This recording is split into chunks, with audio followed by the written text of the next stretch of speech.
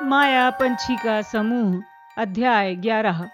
बोलती टोपी का नया गीत। हैरी बाकी लोगों को ये बताना नहीं चाहता था कि उसे और लूना को एक जैसा दृष्टि भ्रम हो रहा है, इसलिए जब वो घोड़ा गाड़ी के अंदर बैठा तो उसने अपने पीछे धड़ाम से दरवाजा बंद कर दिया। क्या तुम लोगों ने ग्रबली प्लैंक को देखा? जिनी ने पूछना चाहा कि वो यहाँ क्या कर रही हैं। हैग्रिड कहीं चला तो नहीं गया? अगर वो चला गया है तो बहुत अच्छा हुआ, वो ज्यादा अच्छा टीचर नहीं है ना? लूना ने कहा। वो बहुत अच्छा है, हैरी, रॉन और जिनी ने गुस्से से कहा। हैरी ने हरमाइनी की तरफ गुस्से से देखा। उसने खंखार कर अपना गला साफ किया और जल्दी से बोली, हाँ, वो बहुत अच्छा है। लूना ने बिना विचलित हुए बोला, हम चील घात वाले सोचते हैं कि वो टीचर के नाम पर मजाक है। तब तो तुम लोग बहुत घटिया मजाक करते हो, रॉन ने पलट कर कहा। गाड़ी चलने लगी। रॉन की बदतमीजी से लूना परेशान नहीं हुई, इसके विपरीत उसे कुछ समय तक ऐसे ही देखते रही जैसे कोई दिलचस्प टीवी कार्यक्रम हो। खड़खड़ करती और लहराती हुई गाड़ियां सड़क पर चलती रहीं। जब गाड़ियां पत्थर के ऊंचे खंभों के पास से गुजरी तो हैरी ने आगे झुक कर ये देखने की कोशिश की कि अंधेरे जंगल के पास बने हैग्रिड की कैबिन में कोई रोशनी है या नहीं, लेकिन वहां घुप अंधेरा था। बहरहाल हॉगवर्ट्स का महल करीब आ गया था। गाड़ियां पत्थर की सीढ़ियों के पास रुक गईं जो बलूत की लकड़ी से बने बाहरी दरवाजे तक जाती थी। हैरी सबसे पहले उतरा। उसने एक बार फिर मुड़कर जंगल की तरफ देखा, लेकिन हैग्रिड की कैबिन के भीतर जीवन का कोई चिन्ह नहीं था। उसे आधी उम्मीद थी कि घोड़े गायब हो गए होंगे, इसलिए उसने अधूरे मन से अपनी आंखें उन कंकाल जैसे अजीब प्राणियों की तरफ घुमाई जो रात की ठंडी हवा में स्थिर खड़े थे, जिनकी सूनी सफेद आंखें चमक रही थी। हैरी पहले भी एक ऐसी चीज देख चुका था जो रॉन को नहीं दिखाई दे रही थी, लेकिन उस वक्त रॉन को दर्पण में प्रतिबिंब नहीं दिखाई दिया था, जो इन घोड़ों की तुलना में बहुत छोटी चीज थी। ये घोड़े तो लगभग 100 थे और इतने ठोस और ताकतवर थे कि गाड़ियों को खींच सकें। अगर लूना की बात पर यकीन किया जाए तो ये हमेशा से यहाँ थे। फिर वो अचानक हैरी को क्यों दिखने लगे और रॉन को क्यों नहीं दिखे? रॉन ने उसके पास से कहा, तुम चल रहे हो या नहीं? हैरी ने जल्दी से कहा, ओह हाँ। वो पत्थर की सीढ़ियां चढ़कर महल के अंदर जाती भीड़ में शामिल हो गए। प्रवेश द्वार मशालों से रोशन था। विद्यार्थी दाहिनी तरफ के दरवाजे से होकर बड़े हॉल और सत्र के शुरुआती जश्न में पहुंचने के लिए उत्सुक थे। विद्यार्थी बड़े हॉल में 4 लंबी हाउस टेबलों पर बैठ रहे थे। ऊपर की काली छत स्याह दिख रही थी। ये खिड़कियों से बाहर नजर आते आसमान जैसी थी। टेबलों के ऊपर हवा में मोमबत्तियां तैर रही थीं और इनकी रोशनी में हॉल में मौजूद चांदी के रंग के भूत चमचमा रहे थे। रोशनी की उत्सुकता में बातें करते विद्यार्थियों के चेहरे चमक रहे थे। दूसरे हाउस के अपने दोस्तों से वो चिल्लाकर हाय हेलो कर रहे थे। लूना उनसे अलग होकर चील घात की टेबल की तरफ चली गई। जैसे ही वो गरुण द्वार की टेबल पर पहुंचे, 4th ईयर के एक विद्यार्थी ने जिनी को बुला लिया। वो उसके पास चली गई। हैरी, रॉन, हरमाइनी और नेविल टेबल की आधी दूर पर जाकर पास पास बैठ गए। उनके एक तरफ गरुण द्वार हाउस का भूत लगभग सिर कटाने को बैठा था, दूसरी तरफ पार्वती पाटिल और लेवेंडर ब्राउन बैठी थीं। पार्वती और लेवेंडर ने जिस अति दोस्ताना अंदाज में हैरी का अभिवादन किया, उससे उसे यकीन हो गया कि एक पल पहले वो उसके बारे में बातें कर रही होंगी। बहरहाल उसके पास चिंता करने के लिए ज्यादा महत्वपूर्ण बातें थीं। वो वहां नहीं है। रॉन और हरमाइनी ने भी स्टाफ टेबल को गौर से देखा, हालांकि इसकी कोई जरूरत नहीं थी। हैग्रिड इतना विशालकाय था कि वो तत्काल नजर आ जाता था। वो चला तो नहीं गया? रॉन थोड़ी चिंता से बोला। हैरी ने दृढ़ता से कहा, वो कहीं नहीं गया है। हरमाइनी परेशान होकर बोली, तुम्हें ऐसा तो नहीं लगता कि वो घायल हो गया है? नहीं। तो फिर वो कहाँ है? एक पल के लिए खामोशी छाई रही। फिर हैरी ने बहुत धीरे से कहा, ताकि नेविल, पार्वती और लेवेंडर उसकी बात न सुन सके। शायद वो अब तक वापस नहीं लौटा है उसके मिशन के काम से, जिसे वो डंबलडोर के आदेश पर गर्मियों में करने गया था। हाँ, यही बात होगी, रॉन ने चैन की सांस लेते हुए कहा। लेकिन हरमाइनी ने अपना होंठ काटा और स्टाफ टेबल की तरफ गौर से देखने लगी। वो कौन है? उसने तीखी आवाज में स्टाफ टेबल की ओर इशारा किया। हैरी ने अपनी आंखें घुमाई। पहले उसे प्रोफेसर डंबलडोर दिखे, जो लंबी स्टाफ टेबल के बीचों बीच ऊंची पीठ वाली सुनहरी कुर्सी पर बैठे थे। डंबलडोर का सिर उनके ठीक पास बैठी महिला की तरफ झुका हुआ था, जो उनके कान में कुछ फुसफुसा रही थी। हैरी ने उसको देखा। वो मोटी थी, उसके बाल छोटे, घुंघराले और चूहे जैसे भूरे थे, जिनमें उसने एक भयंकर गुलाबी एलिस बैंड लगा रखा था। ये गुलाबी बैंड उसके रोएदार गुलाबी कार्डिगन से मेल खाता था जो उसने अपने दुशालों के ऊपर पहन रखा था। फिर उस महिला ने प्याले से एक घूंट लेने के लिए अपना चेहरा थोड़ा घुमाया। उसे ऐसा करते देखकर हैरी उसे पहचान गया। उसके पीले मेढकी जैसे चेहरे और उभरी हुई आंखों को पहचान कर उसे सदमा लगा। ये तो वही अम्बरीज है। कौन? ये मेरी सुनवाई के दौरान अदालत में थी। वो फज के लिए काम करती है। कार्डिगन अच्छा है, रॉन ने व्यंग करते हुए कहा। वो फज के लिए काम करती है तो यहाँ क्या कर रही है? हरमाइनी ने त्योरियां चढ़ाकर दोहराया। क्या पता? हरमाइनी ने आंखें सिकोड़कर स्टाफ टेबल की जांच की। नहीं, वो बुदबुदाई। बिल्कुल नहीं। हैरी समझ नहीं पाया वो किसके बारे में बोल रही है। उसका ध्यान तो प्रोफेसर ग्रबली प्लैंक की तरफ चला गया था जो उसी समय स्टाफ टेबल के पीछे आकर खड़ी हुई थी। वो आखिरी सिरे तक आई और उस जगह पर आकर बैठ गई जहां हैग्रिड बैठता था। फर्स्ट ईयर के विद्यार्थियों की लाइन दाखिल हुई। उनके आगे प्रोफेसर मैकगॉनिकल चल रही थी जो एक स्टूल थामे थी जिस पर एक बहुत पुरानी जादूगरों की टोपी रखी हुई थी।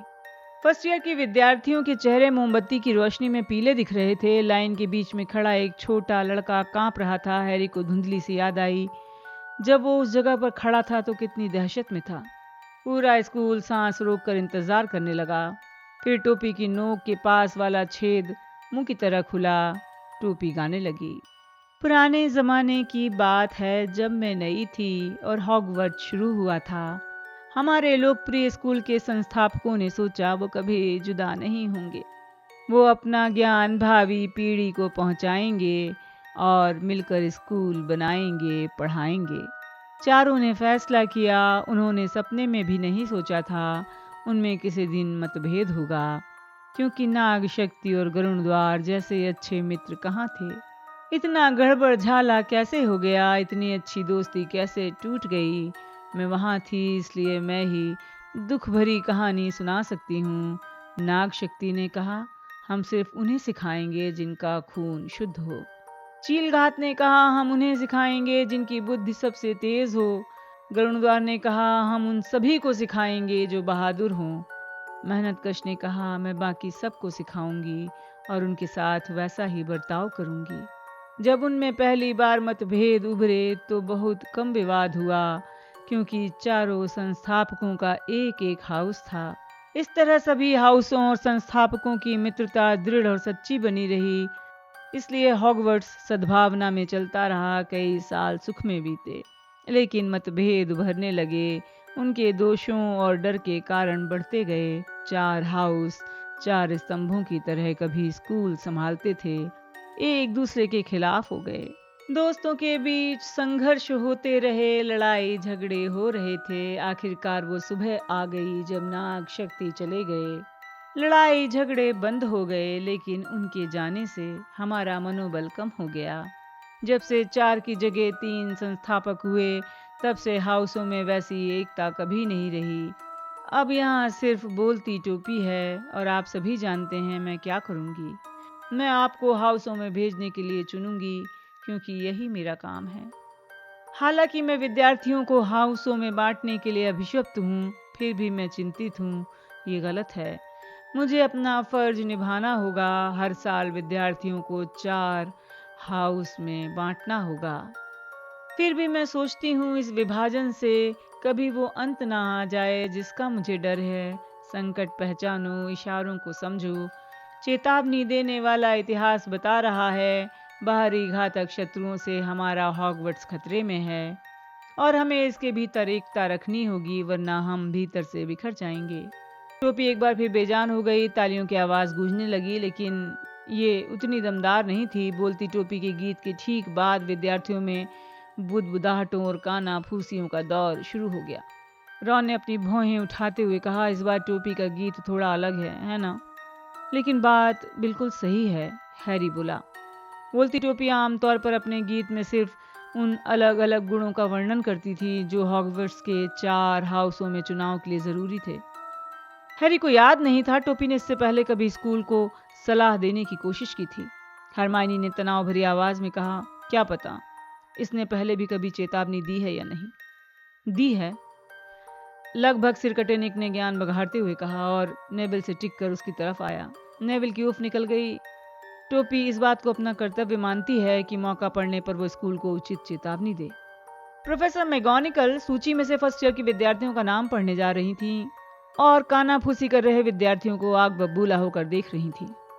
लगभग सिरकटे निक ने अपनी पारदर्शी उंगली अपने होंठों पर रखी, बिल्कुल सीधा बैठ गया। प्रोफेसर मैगोनिकल ने अपनी आंखें चर्मपत्र के लंबे टुकड़े पर झुकाई। पहला नाम पढ़ा, एबरक्रॉम्बी युआन। जिस सहमे हुए लड़के को हैरी ने देखा था वो लड़खड़ाता हुआ आगे आया। उसने टोपी सर पर रख ली। टोपी ने एक पल विचार किया। इसके नोक के पास वाला छेद खुला और आवाज आई, गरुड़ द्वार। हैरी ने गरुड़ द्वार के बाकी विद्यार्थियों के साथ जोरदार तालियां बजाई जब युआन एबरक्रॉम्बी लड़खड़ाता हुआ उनकी टेबल पर आकर बैठ गया। उसे देखकर लग रहा था जैसे वो धरती में धंस जाना चाहता हो और चाहता हो कि उसकी तरफ कोई न देखे। धीरे धीरे फर्स्ट ईयर की लंबी लाइन छोटी हो रही थी। नामों और बोलती टोपी के फैसलों के बीच हैरी को रॉन के पेट के जोर जोर से गड़गड़ करने की आवाज सुनाई दे रही थी। आखिर में झेलर रोज को मेहनत कश में चुना गया। प्रोफेसर मैगोनिगल टोपी और स्टूल उठाकर दूर ले गईं। इसके साथ ही प्रोफेसर डंबलडोर खड़े हो गए। अपने हेडमास्टर के प्रति हैरी की हाल में ही भावनाएं चाहे जितनी कटु रही हों, उन्हें सामने खड़ा देखकर उसे राहत मिली। हैग्रिड की अनुपस्थिति और ड्रैगन जैसे घोड़ों की उपस्थिति के बाद उसने महसूस किया कि जिस हॉगवर्ट्स में लौटने के लिए वो बेताब था वो अब अप्रत्याशित आश्चर्यों से भरा था। सत्र के शुरुआती जश्न से पहले हेडमास्टर उन सभी का स्वागत करने के लिए खड़े हो रहे थे। हमारे नए मेहमानों का स्वागत है। डंबलडोर की आवाज गूंजी। उनकी बाहें फैली थीं और उनके होंठों पर चौड़ी मुस्कान थी। हमारे पुराने साथियों का दोबारा स्वागत है। भाषण देने का एक मौका होता है लेकिन ये मौका नहीं है। टूट पड़ो। हंसी का फव्वारा छूटा। तालियां बजने लगीं। डंबलडोर बैठ गए। उन्होंने अपनी लंबी दाढ़ी कंधे के पीछे उछाल दी ताकि उनकी प्लेट से न टकरा जाए, क्योंकि भोजन अचानक प्रकट हो गया था। बहुत बढ़िया, रॉन ने हसरत भरी आवाज में कहा। उसने अपने सबसे पास रखी चॉप्स की प्लेट उठाई। ढेर सारे चॉप्स अपनी प्लेट में रखने लगा। लगभग सिर कटानिक उसे हसरत से देख रहा था। हरमाइनी ने लगभग सिर कटानिक से पूछा, तुम चुनने की रस्म के पहले टोपी की चेतावनी के बारे में क्या कह रहे थे? ओह हाँ। वो इस बात से खुश नजर आ रहा था कि रॉन पर से नजरें हटाने का मौका मिल गया था, जो बड़े जोश में भुने हुए आलू खा रहा था। हाँ, मैंने पहले भी कई बार टोपी को चेतावनी देते सुना है। जब उसे लगता है कि स्कूल पर कोई भारी खतरा है तो वो चेतावनी देती है, और जाहिर है इसकी सलाह हमेशा यही रहती है, एकता बनाए रखो। पी को ताजलता खत में है, रॉन ने कहा। उसके मुंह में इतना भरा हुआ था कि हैरी ने सोचा किसी भी तरह की आवाज निकालना बहुत मुश्किल की बात थी। क्या कहा? लगभग सिर कटे निक ने विनम्रता से पूछा, हालांकि हरमाइनी चिढ़ी हुई दिख रही थी। रॉन ने मुंह के भीतर ठूसा हुआ निवाला निगला और फिर कहा, टोपी को कैसे पता चला स्कूल खतरे में है? मुझे नहीं मालूम, लगभग सिर कटे निक ने कहा। स्वाभाविक है, डंबलडोर के ऑफिस में रहती है, इसलिए इसे वहीं से सारी बातों की जानकारी मिलती होगी और ये चाहती है कि सभी हाउसों में दोस्ती रहे। हैरी ने नाग शक्ति की टेबल की तरफ देखते हुए कहा, जहां ड्रैको मेलफॉय अपना दरबार लगाकर बैठा था। रत्ती भर भी संभावना नहीं है। देखो, तुम्हें ऐसा नजरिया नहीं रखना चाहिए, निक ने झिड़कते हुए कहा। शांतिपूर्ण सहयोग ही असली कुंजी है। हालांकि हम भूत अलग अलग हाउसों के हैं, लेकिन हम मित्रता में संबंध बनाए रखते हैं। गरुड़ द्वार और नाग शक्ति के बीच प्रतिस्पर्धा के बावजूद मैं कभी खूनी नवाब के साथ बहस करने की बात नहीं सोच सकता। रॉन ने कहा, ऐसा इसलिए है क्योंकि तुम उसे डरते हो। लगभग सिर कटानिक बुरी तरह चिढ़ गया। डरता हूँ? मैं सर निकोलस डे मिम्सी पॉर्पिंगटन जिंदगी में कभी डरपोक नहीं रहा। मेरी रगों में सामंती खून है। कौन सा खून? रॉन ने कहा। निश्चित रूप से इस वक्त तो तुम्हारी रगों में कोई खून नहीं है, ये तो कहने का अंदाज है, लगभग सिर कटेनिक ने कहा। वो अब बुरी तरह चिढ़ गया था। हालांकि मेरा खाने पीने का आनंद छिन चुका है, लेकिन मुझे लगता है कि मनचाहे शब्द बोलने का आनंद लेने की इजाजत है मुझे। लेकिन मुझे इस बात की आदत पड़ चुकी है, विद्यार्थी मेरी मौत का मजाक उड़ाते हैं। निक, दरअसल वो तुम पर हंस नहीं रहा था। हरमाइनी ने रॉन को खा जाने वाली नजरों से देखा। दुर्भाग्य से एक बार फिर रॉन का मुंह भरा हुआ था। वो सिर्फ इतना ही कह पाया, मैं बात या तलब। निक को नहीं लगा कि ये पर्याप्त माफी थी। हवा में उठते हुए निक ने अपना पंख वाला हैट सीधा किया, टेबल की दूसरी तरफ पहुंचकर क्रीवी बंधुओं कॉलिन और डेनिस के बीच में बैठ गया। शाबाश रॉन, हरमाइनी ने ताना मारते हुए कहा। क्या? रॉन ने आखिरकार अपने मुंह में भरा निवाला निगल लिया। मैं एक सामान्य सवाल भी नहीं पूछ सकता? ओह, भूल जाओ, हरमाइनी ने चिढ़कर कहा। उन दोनों ने बाकी खाना गुस्से भरी खामोशी में खाया। हैरी उनकी नोक झोंक का इतना आदी हो चुका था कि उसने उनमें सुलह करवाने का कष्ट नहीं किया। जब सभी विद्यार्थियों ने खाना खत्म कर लिया और हॉल में शोर बढ़ने लगा तो डंबलडोर खड़े हो गए। बातचीत तत्काल बंद हो गई। सभी सिर हेडमास्टर की तरफ मुड़ गए। डंबलडोर ने कहा, एक और शानदार दावत को हजम करते समय मैं कुछ नोटिस सुनाना चाहूंगा, कृपया ध्यान से सुने। फर्स्ट ईयर के विद्यार्थियों को पता होना चाहिए कि अंधेरे जंगल में विद्यार्थियों को जाने की मनाही है, और कुछ पुराने विद्यार्थियों को भी अब तक ये बात पता हो जानी चाहिए। हैरी, रॉन, हरमाइनी एक दूसरे की तरफ देखकर मुस्कुराए। चौकीदार मिस्टर फिल्च ने मुझसे 462वीं बार कहा है कि मैं आपको याद दिला दूं कि क्लास के बीच गलियारों में जादू करने की इजाज़त नहीं है। इसके अलावा महल में बहुत सी चीज़ें प्रतिबंधित हैं, जिनकी सूची मिस्टर फिल्च के ऑफिस के दरवाजे पर चिपका दी गई है। हमारे स्टाफ में इस साल 2 परिवर्तन हुए हैं। हमें प्रोफेसर ग्रबली प्लैंक का दोबारा स्वागत करने में खुशी हो रही है, जो जादुई प्राणियों की देखभाल विषय पढ़ाएंगी। मुझे प्रोफेसर अम्ब्रीज का परिचय देने में खुशी हो रही है, जो गुप्त कलाओं से रक्षा की हमारी नई टीचर हैं। विनम्र लेकिन काफी उत्साहहीन ढंग से तालियां बजी। हैरी, रॉन और हरमाइनी थोड़ी दहशत में एक दूसरे की तरफ देख रहे थे। डंबलडोर ने यह नहीं बताया कि ग्रबली प्लैंक कब तक पढ़ाएंगी। डंबलडोर ने आगे कहा, हाउस क्विडिच टीमों के ट्रायल। वो बोलते बोलते रुक गए और प्रोफेसर अम्ब्रीज की तरफ सवालिया निगाह से देखने लगे।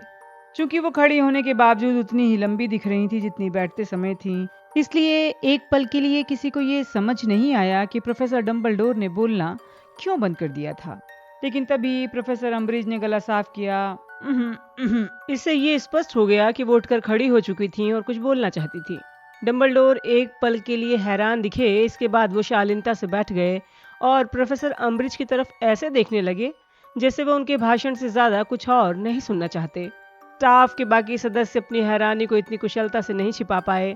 प्रोफेसर स्प्राउट की भौहें उनके उड़ते बालों में गुम हो गई थीं और प्रोफेसर मैगोनिकल का मुंह इस समय जितना पतला दिख रहा था उतना हैरी ने पहले कभी नहीं देखा था।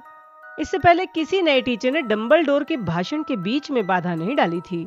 कई विद्यार्थी मुस्कुराने लगे। जाहिर है ये औरत हॉगवर्ट्स की परंपरा नहीं जानती थी। भावभीने स्वागत के लिए धन्यवाद हेडमास्टर, प्रोफेसर अम्ब्रीज बोली। उनकी आवाज पतली, ऊंची और लड़कियों जैसी थी। एक बार फिर हैरी के मन में नफरत का जबरदस्त तूफान उठा, जिसका कारण वो नहीं जानता था। वो बस इतना जानता था कि उसे इस औरत की मूर्खतापूर्ण आवाज से लेकर उसके रोएदार गुलाबी कार्डिगन तक हर चीज से नफरत थी। अम्ब्रीज गला साफ करने के लिए एक बार फिर खांसी और आगे बोलने लगी। मुझे कहना होगा कि हॉगवर्ट्स में लौटना बहुत सुखद है, और इतने सारे खुश छोटे छोटे चेहरों को देखना जो मेरी तरफ देख रहे हैं। हैरी ने चारों तरफ हैरान देखा। कोई चेहरा खुश नहीं था। इसके विपरीत वो इस तरह से संबोधित किए जाने पर हैरान थे जैसे वो 5 साल के हों। मैं आप सभी से जान पहचान करने के लिए बेताब हूँ और हमें यकीन है कि हम कुछ दिन में अच्छे दोस्त बन जाएंगे। ये सुनकर विद्यार्थियों ने एक दूसरे की तरफ ताका। उनमें से कुछ तो अपनी मुस्कान छिपा नहीं पा रहे थे। प्रोफेसर अम्ब्रीज ने एक बार फिर अपना गला साफ किया। उसके बाद वो बोली तो उनकी आवाज से लड़कियों जैसा पुट चला गया। जादू मंत्रालय ने हमेशा युवा जादूगरनियों और जादूगरों की शिक्षा को अत्यंत महत्वपूर्ण माना है। आप लोग जिन दुर्लभ खूबियों के साथ पैदा हुए हैं वे तब तक उपयोग में नहीं आ सकती जब तक उन्हें सावधानी से तराशा और निखारा ना जाए। प्रोफेसर अम्ब्रीज यहाँ एक पल के लिए ठहरी। उन्होंने अपने साथी प्रोफेसरों की तरफ सिर झुकाया, लेकिन जवाब में किसी ने अपना सिर नहीं झुकाया। प्रोफेसर मैगोनिकल की भौहें इतनी सिकुड़ गईं कि वो बात जैसी दिख रही थीं। हैरी ने उन्हें प्रोफेसर स्प्राउट की तरफ अर्थपूर्ण निगाह डालते हुए देखा। अम्ब्रीज आगे बोलने लगी। हॉगवर्ट्स का हर हेडमास्टर और हेडमिस्ट्रेस इस ऐतिहासिक स्कूल को चलाने के जिम्मेदारी पूर्ण काम में कुछ नया लाया है, और ऐसा होना चाहिए क्योंकि प्रगति के बिना ठहराव और विनाश हो जाएगा। हैरी का ध्यान भटक रहा था। उसे लग रहा था जैसे उसका दिमाग फिसल रहा हो। डंबलडोर के बोलते समय हॉल में हमेशा छाई रहने वाली खामोशी अब टूट रही थी, क्योंकि विद्यार्थी अपने सिर सटाकर फुसफुसा रहे थे, हंस रहे थे। चो से कुछ दूर बैठी लूना लवगुड एक बार फिर अपनी पत्रिका द क्विबलर में खोई हुई थी। मेहनतकश की टेबल पर बैठा अर्नी मैकमिलन उन गिने चुने विद्यार्थियों में था जो अब भी प्रोफेसर अम्बरिज को एक टक देख रहे थे। हैरी को यकीन था अपने सीने पर दमकते प्रीफेक्ट के नए बैज के कारण वो सुनने का नाटक कर रहा है। प्रोफेसर अम्बरिज ने श्रोताओं की बेचैनी की तरफ ध्यान नहीं दिया। हैरी को लगा कि अगर उनकी नाक के नीचे भयंकर दंगा हो जाए तो भी वो भाषण तो नहीं रोकेंगी। हरमाइनी तो अम्बरिज के हर शब्द को पी रही थी, हालांकि उसके चेहरे से लग रहा था कि उसे शब्द पसंद नहीं आ रहे थे, क्योंकि कुछ परिवर्तनों के अच्छे परिणाम निकलेंगे, जबकि समय हमें बताएगा कि बाकी के परिवर्तन करना हमारी भूल थी या नहीं। इस दौरान कुछ पुरानी परंपराएं कायम रखी जाएंगी और ऐसा होना चाहिए, और उम्मीद है हम उन आदतों से मुक्त हो जाएंगे जिन्हें प्रतिबंधित किया जाना चाहिए। इतना कहने के बाद प्रोफेसर अम्बरिज बैठ गईं। डंबलडोर ने तालियां बजाईं। स्टाफ ने अनुसरण किया। हालांकि हैरी ने देखा उनमें से ज्यादातर एक दो ताली बजाकर रुक गए। अचानक खत्म होने वाले भाषण से विद्यार्थी स्तब्ध थे, और इससे पहले कि वो तालियां बजाना शुरू कर पाते, डंबलडोर दोबारा खड़े हो गए। बहुत बहुत धन्यवाद प्रोफेसर अम्बरिज, आपका उद्बोधन बहुत ही ज्ञानवर्धक था। अब जैसा कि मैं कह रहा था, क्विडिच ट्रायल्स, हाँ निश्चित रूप से ज्ञानवर्धक तो था, हरमाइनी ने धीमी आवाज में कहा। तुम ये तो नहीं कहना चाहती तुम्हें इसमें मजा आया? रॉन ने हरमाइनी की तरफ घूरते हुए धीरे से कहा। मैंने इतना बोझिल भाषण आज तक नहीं सुना, हालांकि मैं पर्सी के साथ बड़ा हुआ हूँ। मैंने इसे दिलचस्प नहीं कहा, ज्ञानवर्धक कहा है। इससे बहुत सी बातें स्पष्ट हो जाती हैं। अच्छा, मुझे तो बकवास लगा, हैरी ने हैरानी से कहा। इस बकवास में महत्वपूर्ण अर्थ छिपा हुआ था, हरमाइनी गंभीरता से बोली। वो क्या? इस बारे में सोचो। सिर्फ प्रगति के लिए प्रगति को हतोत्साहित किया जाना चाहिए, और इस बारे में भी उन आदतों से मुक्त होंगे जिन्हें प्रतिबंधित किया जाना चाहिए। रॉन ने अधीरता से पूछा, इन बातों का क्या मतलब है? हरमाइनी ने दांत भींचकर कहा, इसका मतलब ये है कि जादू मंत्रालय हॉगवर्ट्स में दखलंदाजी कर रहा है। उनके चारों तरफ जोरदार खट्टर पटर का शोर हो रहा था। स्पष्ट था डंबलडोर ने विद्यार्थियों को जाने की इजाजत दे दी थी। रॉन, हमें फर्स्ट ईयर के विद्यार्थियों को रास्ता दिखाना है। ओ रॉन! अरे हाँ, रॉन ने कहा, जो ये बात बिल्कुल भूल गया था। सुनो सुनो तुम लोग पिद्दों। रॉन! वो पिद्दे ही तो हैं। मैं जानती हूँ वो छोटे हैं, लेकिन तुम इन्हें पिद्दे नहीं कह सकते। फर्स्ट ईयर के विद्यार्थियों, हरमाइनी ने टेबल पर आदेश भरी आवाज में कहा, कृपया इस तरफ आएं। नए विद्यार्थियों का एक समूह सकुचाते हुए गरुड़ द्वार और मेहनतकश की टेबलों की बीच की खाली जगह से होता हुआ चलने लगा। वो सब इस कोशिश में थे कि सबसे आगे न चलें। वो वाकई बहुत छोटे दिख रहे थे। हैरी को यकीन था कि वो जब यहाँ आया था तो वो इतना छोटा नहीं दिखता था। वो उनकी तरफ देखकर मुस्कुराया। युआन एयरक्रॉम्बी के पास खड़ा सुनहरे बालों वाला एक लड़का दहशत में आ गया। उसने युआन को कोहनी मारी और उसके कान में फुसफुसाकर कुछ बोला। युआन एयरक्रॉम्बी भी उतनी ही दहशत में दिखने लगा, और उसने हैरी की तरफ चोरी छिपे देखा, जिसके चेहरे से मुस्कुराहट दुर्गंध द्रव की तरह फिसल गई। बाद में मिलते हैं, हैरी ने रॉन और हरमाइनी से उदास होकर कहा, और अकेला ही बड़े हॉल के बाहर जाने लगा। गुजरते समय वो आस-पास होने वाली कानाफूसी, घूरने और इशारों को नजरअंदाज करने की कोशिश करता रहा। जब वो भीड़ के बीच से प्रवेश हॉल में पहुंचने का रास्ता बना रहा था तो उसने अपनी आंखें ऊपर जमा ली। फिर वो संगमरमर की सीढ़ियों पर तेजी से चढ़ा। दो छिपे हुए शॉर्टकट्स का इस्तेमाल करके जल्दी ही ज्यादातर विद्यार्थियों से आगे निकल गया। हैरी गरुड़ द्वार हाल तक पहुंचने वाले गलियारे के आखिरी सिरे तक आ चुका था। वो मोटी औरत की तस्वीर के सामने पहुंच गया। तब जाकर उसे एहसास हुआ कि उसे नया पासवर्ड तो नहीं मालूम है। उसने उदासी से मोटी औरत की तरफ घूरते हुए कहा, जिसने अपनी गुलाबी रेशमी पोशाक की सिलवटों को ठीक किया और उसकी तरफ गंभीरता से देखा। मोटी औरत ने महत्वपूर्ण दिखते हुए कहा, बिना पासवर्ड के प्रवेश नहीं मिलेगा। हैरी, मुझे पासवर्ड मालूम है, किसी ने उसके पीछे से हाँफते हुए कहा। हैरी ने देखा नेविल उसकी तरफ भागता हुआ आ रहा है। तुम जानते हो हमारा पासवर्ड क्या है? अब नया पासवर्ड मुझे हमेशा याद रहेगा, उसने उस छोटे कैक्टस को लहराते हुए कहा जिसे उसने ट्रेन में दिखाया था। मिम्बुलस मिम्बल्टोनिया, सही कहा। कहते हुए मोटी औरत ने दरवाजा खोल दिया, जिससे हैरी और नेविल अंदर चले गए। गरुड़ द्वार का हॉल पहले जितना ही स्वागत करता हुआ दिखा। डीन थॉमस और सीमस फिनिगन उनसे पहले कमरे में पहुंच चुके थे। वो अपने पलंग के पीछे की दीवारों पर पोस्टर और तस्वीरें चिपका रहे थे। हैरी ने दरवाजा खोला तो वो बातचीत कर रहे थे, लेकिन हैरी को देखते ही अचानक चुप हो गए। हाय, हैरी ने अपने संदूक को खोलते हुए कहा। हाय हैरी, डीन ने कहा, जो वेस्ट हैम रंग वाला पजामा पहन रहा था। छुट्टियां अच्छी रहीं? बुरी नहीं थी, हैरी बुदबुदाया। क्योंकि छुट्टियों का वर्णन सुनाने में पूरी रात बीत जाती, वो ऐसा करने के मूड में नहीं था। तुम्हारी? हाँ, ठीक ही थी। कम से कम सीमस से तो अच्छी थी, वो अभी मुझे बता रहा था। क्यों? क्या हुआ सीमस? नेविल ने पूछा, जब उसने अपने मिम्बुलस मिम्बल्टोनिया को प्यार से अपने पलंग के पास वाले कैबिनेट में रखा। सीमस ने जवाब नहीं दिया। वो तो इस कोशिश में जुटा था कि केन मेयर कैस्ट्रेल्स क्विडिच टीम का उसका पोस्टर बिल्कुल सीधा चिपक जाए।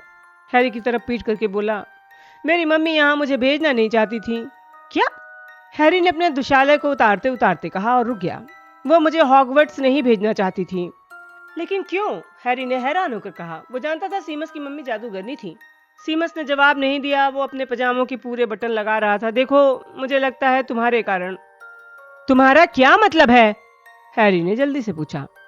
उसका दिल तेजी से धड़क रहा था, जैसे किसी ने दिल पर दबाव डाला हो। देखो, वो सिर्फ तुम्हारे कारण ही नहीं, डंबलडोर के भी।